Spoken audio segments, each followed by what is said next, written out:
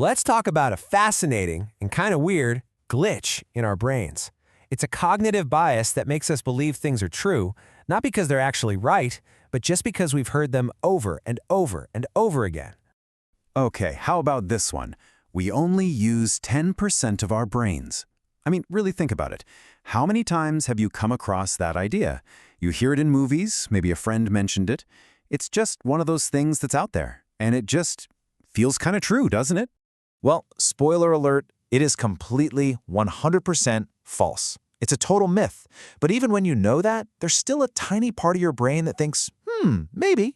That feeling, that specific feeling, is exactly what we're going to get into today. Why is our brain so easily tricked by simple repetition? All right, so first things first, let's actually put a name to this phenomenon and take a look at how it was even discovered in the first place.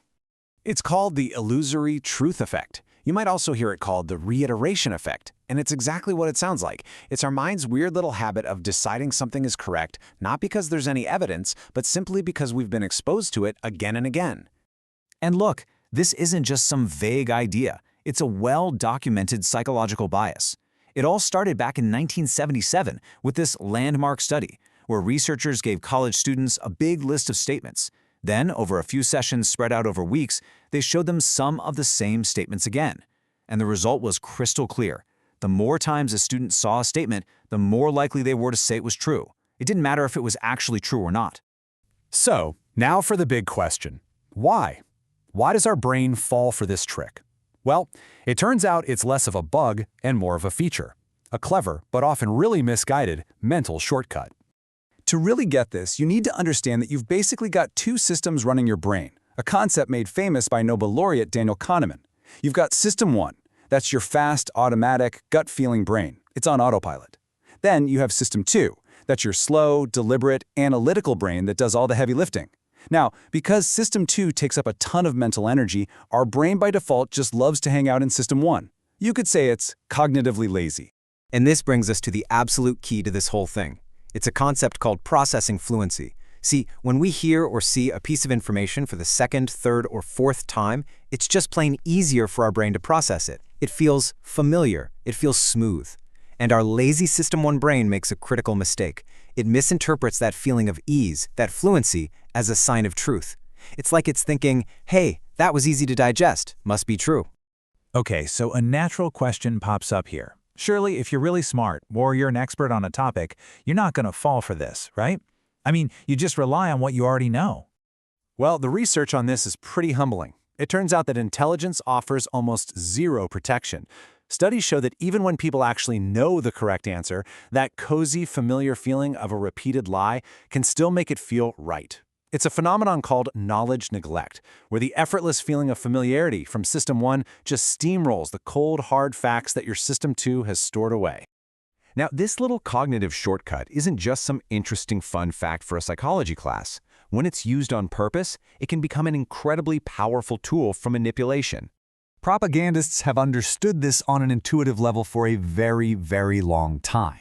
I mean, this quote from Hitler's Mein Kampf is, well, it's chilling.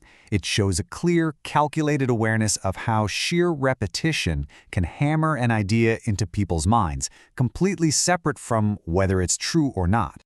And in our modern digital age, this effect is on steroids. A major study in the journal Science found that on social media, false news stories reach people 6 times faster than true stories do. And why is that? Because the platforms themselves are built for fast, viral repetition. It's the perfect environment for the illusory truth effect to thrive. You see this playing out everywhere. From political propaganda that just repeats a rumor over and over to sway opinions, to wild health misinformation that goes viral on social media. And of course, advertising. Why do you know so many slogans by heart? Repetition. It makes the messages stick, and over time, it makes them feel credible. So this all might sound a little bleak. If our brains are all wired this way, what can we possibly do? Well, the good news is we are not helpless. We can absolutely fight back. We can consciously build a kind of mental immune system to protect ourselves. One of the most powerful techniques for correcting misinformation is called the truth sandwich. The idea comes from the linguist George Lakoff, and it's brilliant.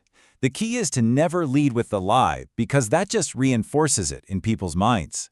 Instead, you start with the truth, you briefly point out the lie, and then you end by repeating the truth. You're basically giving the truth the power of repetition. An even more proactive strategy is something called pre-bunking. And honestly, you can think of it just like a vaccine for your brain. The idea is to expose people to a weakened version of misinformation, like explaining the manipulative tricks that are often used before they actually encounter the real lie. This helps them build up cognitive antibodies so they're ready for it. But what's the most effective defense for you personally, day to day? It's incredibly simple. Just pause. When you see a claim online, especially one that makes you feel a strong emotion, just stop for a second and ask yourself, is this actually true? That simple question is the trigger. It's the switch that forces your brain to shift from its System 1 autopilot into its much more careful analytical System 2. And from there, you can do the basics. Check the source, look for red flags, and do a quick search. It's all about that simple shift from passive scrolling to active questioning. So, we'll leave you with this. The illusory truth effect isn't really about other people trying to fool you, it's about your own brain's natural, energy-saving tendency to take the easy way out. And in a world where algorithms are literally designed to exploit that exact tendency through endless repetition, being a critical thinker isn't just a nice skill to have, it's a survival mechanism. The only question left is, how are you going to use it?